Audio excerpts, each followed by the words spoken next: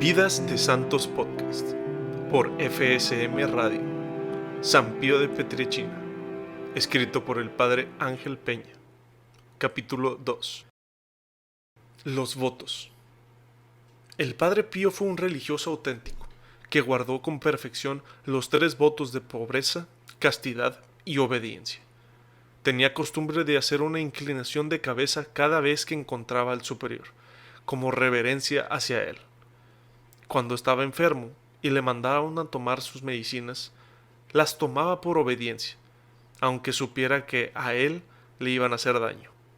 A quien se lo hacía notar, respondía: la santa obediencia lo quiere así, y solía decir: quien obedece no se equivoca. La obediencia es madre y custodio de toda la virtud. La obediencia da seguridad perfecta. La obediencia transforma toda ocupación en virtud. Quien obedece nunca pierde y siempre gana. El padre Plácido Bux, compañero del padre Pío en el noviciado, declaró que unos meses después de la aparición de las llagas, le pidió al provincial autorización para sacarle unas fotografías con las manos desnudas, sin guantes. Llegó a San Giovanni Rotondo y le ordenó al padre Pío quitarse los guantes y cruzar las manos sobre el pecho. El padre Pío le dijo: Plácido, ¿bromeas o estás loco? Si quieres fotografiarme, hazlo pronto, pero no me quito los guantes. El padre Plácido le recordó que venía con autorización del padre provincial, y obedeció, aunque con disgusto, inclinando la cabeza. De esta fotografía se han hecho miles de copias, donde se ven nítidamente las llagas en el centro de las manos. En cuanto a la pobreza, siempre la vivió en plenitud. En su habitación nunca tuvo lujos, sino lo estrictamente necesario o lo que le ordenaba el superior. Hasta 1935 tuvo en su celda un colchón de paja, pero el superior le obligó a cambiarlo por otro mejor. Y así en otras cosas. Un día, el señor Capeta quiso regalarle una pluma Parker, pero la rechazó, diciéndole que no era apropiado para un capuchino. En cuanto a la comida, era muy parco. El padre Rafael, su superior, dice que en el año 1926, en que el padre Pío era director espiritual de los estudiantes, casi no comía, parecía un pajarito. Un bocado de pasta, alguna tajada de patatas, algún pedacito de pescado, un bocado de pan y nada más. Cuando había terminado, yo les pasaba sus platos a los colegiales que tenían más necesidad, y entonces él inclinaba la cabeza sin mirar a nadie y rezaba el rosario, y así todos los días. Fray Modestino declaró: un día lo observé en el comedor, y al terminar de comer, recogió las migajas de pan con el índice de la mano derecha y se las llevaba en la boca. Parecía estar purificando la patena sobre el altar. El padre Agustín, en su diario, escribe el 17 de febrero de 1946: el padre Pío come poquísimo, apenas unos 20 gramos de alimento cada 24 horas, y sin embargo no baja de peso, soportando como si nada el trabajo del confesionario durante muchas horas. Parece que su vida sea un milagro viviente y constante. Algún día ha quedado en cama con fiebre alta, pero al día siguiente se ha levantado para celebrar misa y confesar como si nada hubiera sufrido. En los últimos años de su vida, tomaba por la mañana, después de la acción de gracias de la misa, una tacita de café en la que echaban alguna vitamina, pero durante muchos años solo comió al mediodía. Normalmente nunca comía chocolate o dulces, helado o fruta. Si tomaba alguna menta, era para refrescar la garganta, y a veces tomaba un poco de vino blanco. En los últimos años, también en la cena tomaba un poco de queso fresco, pero nunca se acostumbró a echar sal a la comida. Con relación a la pureza, fue siempre muy estricto, y pensar que fue esta virtud la que más atacaron sus perseguidores. El padre Agustín, su director espiritual, pudo decir: estoy dispuesto a jurar que ha conservado hasta ahora su virginidad, y no ha pecado contra esta angélica virtud ni siquiera venialmente. El padre Adriano Leggieri, que lo conoció desde niño, aseguró que se transparentaba en toda su persona la virtud de la pureza. Su mirada, aunque estuviera con gente, parecía ausente, absorto en Dios. El padre Miguel Colasanto dice que parecía un ángel de carne por su pureza. Su rostro parecía el de un niño inocente. El padre Rómulo Penici, que era de su edad, aseguraba que había conservado la inocencia bautismal. El padre Honorato Marcucci afirma que era muy reservado y cuidadoso de su pureza. Cuando era anciano y yo debía hacerle la limpieza incluso de las partes más delicadas, él repetía constantemente jaculatorias como Dios mío, ayúdame, Madre mía, ayúdame. El padre Amadeo Fabbrocini refiere: nunca he visto en él un gesto indecoroso. Sus modales estaban siempre llenos de modestia. Jamás se ha arremangado los brazos y descubierto parte de su cuerpo, ni aun en los días más calurosos. Él mismo decía que nunca había besado nunca a una mujer, ni siquiera a su propia madre. Su carácter. El padre Pío medía 1 metro con 66 centímetros. Pesaba unos 83 kilos y tenía unos ojos vivos y brillantes. Era muy sensible a las atenciones que le hacían los demás. Intuía a distancia sus deseos y trataba de darles contento en la medida de sus posibilidades. Hasta el perrito del convento se sentía feliz a su lado. Si encontraba abierta la puerta que daba al huerto, entraba al convento y se iba a la celda del padre Pío. Percibía perfectamente por el olfato si el padre estaba dentro. Raspaba entonces con sus patas la puerta, gruñía y no cesaba de llamar hasta que el padre Pío le abría, y no se iba de allí hasta que lo acariciaba cariñosamente y le advertía: bien, bien, ya basta, ahora vete. El padre Pellegrino escribió en sus testimonios: no es fácil expresar con palabras el sentido de la bondad y de la humanidad que brillaba en sus ojos tan luminosos. También tenía mucho sentido del humor y contaba anécdotas y chistes ocurrentes para alegrar a los hermanos. Cuando le pedían que les contara algún hecho interesante, les preguntaba: ¿quieren de primera, de segunda o de tercera categoría? Un día estaba conversando con algunas personas y se le acercaron 2 médicos. Dijo: ¿saben cómo está un enfermo entre 2 médicos? Como un ratón entre 2 gatos. A un impertinente que le preguntaba: ¿por qué yo no amo a Jesús como usted?, le respondió: ¿y por qué no lo amo yo como tú? A un visitante que se declaraba pecador y lo tenía sujeto por los pies, le tuvo que decir: ¿porque tú seas pecador, me vas a comer a mí los pies? Un día lo visitó el presidente del Consejo de Ministros de Italia, don Antonio Segni. Era el 22 de noviembre de 1959. Llegó acompañado de un brillante cortejo, y todo lo hacía con mucho protocolo. Al presentarle a uno de ellos, le dicen: el señor ruso. Y él, tratando de cortar la seriedad, dice: señor presidente, ¿por qué me ha traído solo un ruso? ¿Por qué no me ha traído todos los rusos que ha podido? Esto rompió la etiqueta, y todos se rieron complacidos. Y sin embargo, a pesar de su dulzura y amabilidad en el trato normal, cuando estaba confesando y se trataba de la salvación de las almas, era muy exigente y no aceptaba componendas. A veces manifestaba su carácter fuerte, cuando algunas personas se le echaban encima para abrazarlo o besarle las manos sin consideración, e incluso cuando querían robarle algún objeto personal, como reliquia. Algunos hasta llegaron a cortarle pedacitos de su hábito. En esos momentos gritaba para que lo dejaran pasar y no andaba con miramientos. En el confesionario rechazaba también sin contemplaciones a las mujeres que iban con minifalda e incluso con vestido corto o sin mangas. Y como veía el corazón de las personas y quería su bien, a muchos los mandaba retirarse del confesionario hasta que se prepararan mejor o cambiaran de vida.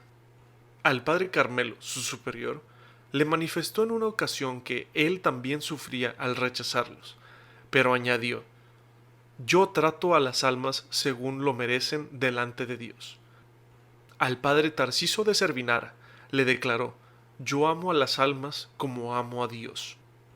Por eso, no podía ser débil con los pecados de los penitentes, y los corregía con fuerza. Especialmente, luchaba mucho con los pecados del aborto, del adulterio, de faltar a misa los domingos, la indecencia en el vestir, la blasfemia o los pecados contra la Eucaristía. Sobre la blasfemia se cuenta de él un caso cuando, siendo joven sacerdote y estando en su pueblo, iba un día por un camino bordeado de arbustos y escuchó a un campesino decir una blasfemia contra la Santísima Virgen. Quedó consternado e indignado. Se acercó al blasfemo y le dio una bofetada. Al preguntarle al interesado que por qué lo hacía, le respondió: ¿no ves que te faltaba poco para volver a blasfemar? Llamado a las filas. Corría el año 1915, en plena guerra mundial. Italia estaba en guerra contra Austria. El padre Pío tuvo que presentarse el 6 de noviembre de 1915 al centro de reclutamiento de Benevento para ir a la guerra.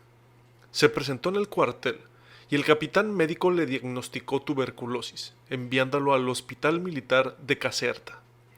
Estuvo allí 10 días, ya que el coronel médico que lo volvió a examinar lo declaró apto para el servicio.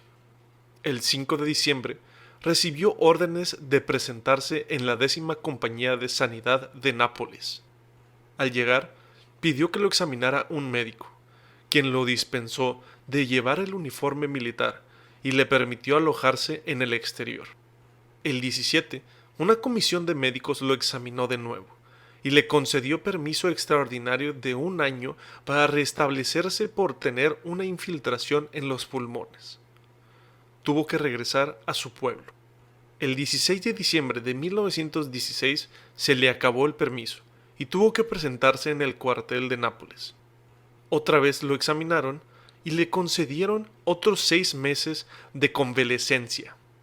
El 20 de agosto de 1917 tuvo que pasar por otra revisión médico-militar y, a los pocos días, el coronel médico lo declaró apto para servicios internos. Durante algunas semanas tuvo que conocer la vida del cuartel y los ejercicios de instrucción militar superficial. Metido en su uniforme militar, hacía guardias, barría el cuartel, llevando recados y obedeciendo a sus superiores. Pero esta vida le resultaba muy pesada para su espíritu por las blasfemias de sus compañeros y por sus malas costumbres. Además, no podía celebrar la misa, y su salud empeoraba cada día hasta llegar a vomitar sangre. Desde Nápoles, escribía el 26 de agosto de 1917 al padre Benito, su director: estoy extremadamente desconsolado por no poder celebrar la misa. Falta capilla y no tengo permiso de salir fuera. ¡Qué desolación! Ojalá que el Señor pudiera sacarme de esta cárcel tenebrosa. En otra carta al mismo padre Benito, el 4 de septiembre, le dice: todo mi cuerpo es un cuerpo patológico, catarro bronquial difuso, aspecto esquelético, nutrición mezquina y así todo. Se sentía tan mal que pensaba que moriría. El 19 de septiembre de 1917 le escribe: ¿me librará el Señor de la vida militar? ¿Moriré en el convento o en el cuartel? Por fin, después de 147 días de vida militar, fue liberado. Así lo escribe el padre Benito en la carta del 15 de marzo de 1918. Estoy superlativamente alegre. La gracia de Dios me ha liberado completamente de la vida militar. No veo la hora de partir, pues estoy lleno de piojos hasta en los cabellos. Sin embargo, también reconoce que, A pesar de tanto sufrimiento por sus enfermedades, especialmente en el cuartel, donde no podía celebrar la misa, su estadía en la vida militar había sido más provechosa que un retiro espiritual, y había ofrecido sus dolores por su patria. No se desentendía de los avatares de la guerra. El 24 de agosto de 1917 tuvo lugar la gran derrota de los italianos en Caporetto, donde murieron 40.000 hombres, fueron heridos 90.000 y hechos prisioneros 300.000. El general en jefe del ejército italiano, general Cardona, fue sustituido por el general Armando Díaz, y no soportando la deshonra de la derrota, desesperado y deprimido, quiso suicidarse. Una noche había dado orden al centinela de no hacer pasar a nadie, pues no quería que lo perturbasen. Llovía, y los truenos se alternaban con el estallido de los cañones austriacos, y los relámpagos lucían en la oscuridad. El general se decidió, tomó una pistola de su cajón y quiso quitarse la vida. Pero en ese preciso momento, vio delante de sí la figura de un fraile, y sintió un extraño perfume de rosas y violetas. Antes de preguntarle quién era y quién le había hecho entrar, se sintió abrazado por él y oyó una voz que le hablaba en nombre de Dios, y le invitaba a tener coraje y a dejar el arma. El general Cardona, arrepentido de su debilidad, quiso hablar con el fraile, pero desapareció. El comandante pensó continuamente en ese fraile. Terminada la guerra, vio su foto en un periódico y supo que se llamaba Pío. No perdió el tiempo y se precipitó a San Giovanni Rotondo, donde lo reconoció y esperó que pasara ante él. Cuando el padre Pío estuvo cerca, le dijo: «General, ¿cómo te libraste aquella noche?». San Giovanni Rotondo. El padre Paolino, superior del convento de San Giovanni Rotondo, visitando el convento de Foggia, invitó al padre Pío a pasar unos días de descanso en su convento de San Giovanni Rotondo. El padre Pío llegó el 28 de julio de 1916. Los días que permaneció estuvo bien de salud, visto lo cual el padre provincial, padre Benito, su director espiritual, le pidió que permaneciera allí de modo provisional. Pero el Señor lo quería allí para siempre, y allí se quedó hasta el fin de sus días. Le encomendaron la dirección espiritual de los fratrini, unos 30 estudiantes de 11 a 16 años que aspiraban la vida religiosa. A ellos los confesaba y les daba charlas espirituales. Uno de ellos recordaba: «Un día salimos de paseo y, al llegar a un lugar de descanso, nos reunimos con el padre Pío para que nos contara alguna anécdota. Pero aquel día el padre estaba triste. En un cierto momento estalló en llanto y dijo: «Uno de vosotros me ha traspasado el corazón». Sentimos una gran curiosidad sobre qué había pasado. Entonces él, muy serio, nos dijo: «Esta mañana uno de vosotros ha hecho una comunión sacrílega, y yo mismo se la he dado durante la misa conventual». Ante esas palabras, uno de nosotros cayó de rodillas y, llorando, dijo: «He sido yo». El padre lo hizo levantar y nos hizo alejar para hablar con él a solas.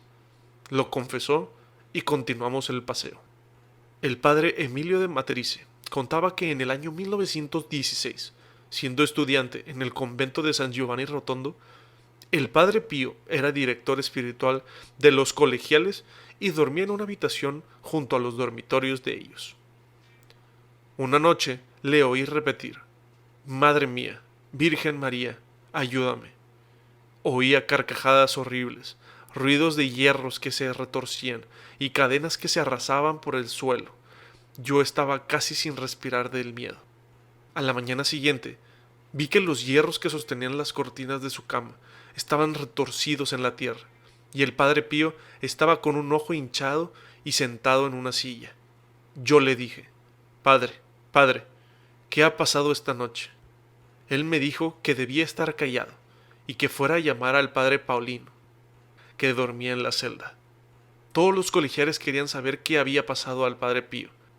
Un día, ante nuestra insistencia, nos reveló el secreto. Declaró ¿Queréis saber por qué el demonio me dio unos buenos bastonazos? Por defender como padre espiritual a uno de vosotros. Estaba con una fuerte tentación contra la pureza, y mientras invocaba a la Virgen, me pedía ayuda también a mí. Inmediatamente corrí en su ayuda, rezando el rosario, y hemos vencido. El joven tentado se libró de la tentación y se durmió hasta la mañana, mientras yo continué la lucha. Fui golpeado, pero gané la batalla. Desde aquel día, antes de acostarnos, rezábamos 3 Aves Marías a la Virgen para que guardara nuestra pureza. Otro suceso lo refiere el padre Jacinto D'Addario en sus testimonios sobre el padre Pío. Un día estaba yo triste, porque no recibía noticias de mi casa. El padre Pío se me acercó y me dijo: no te preocupes, quédate tranquilo, están todos bien, y ahora recibirás una carta. Algunos minutos después llegó Fray León con la correspondencia y me entregó una carta de la familia. A la vez de que era director de los estudiantes, la gente comenzó a visitarlo y a confesarse con él. Así se formó un grupo de unas 30 mujeres, que eran sus hijas espirituales, y a quienes también daba charlas espirituales.